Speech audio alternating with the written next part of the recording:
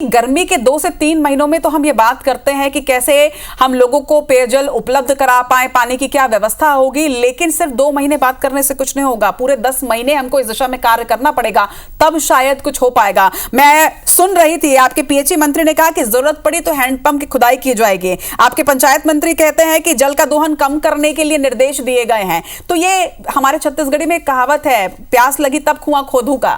तो मतलब जब प्यास लगेगी तब कुआं खोद के कुछ हो पाएगा क्या किरण जी?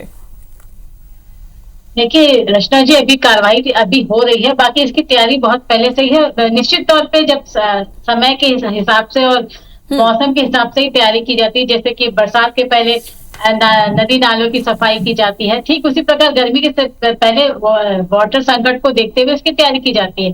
तो मैं यही कहना चाहूंगी कि जिस प्रकार से भी जैसे कहा जाता है कि अगर थर्ड वर्ल्ड वॉर होगा तो वो पानी के लिए ही होगा, तो मुझे लगता है जनरल लोगों के बीच में भी अवेयरनेस होनी चाहिए वाटर हार्वेस्टिंग को लेकर, या वाटर वेस्टेज ना हो। तो सिर्फ सरकार के ऊपर डिपेंडेंसी है। सरकार है, आप मुझे नहीं रचना जी, मुझे लगता है आम जनता को भी अवेयर होना पड़ेगा अपनी जिम्मेदारियों के प्रति। आपको मुझे भी जिम्मेदारी लेनी पड़ेगी कि अगर बरसात का समय है तो हम वाटर हार्वेस्टिंग के ऊपर ध्यान दें।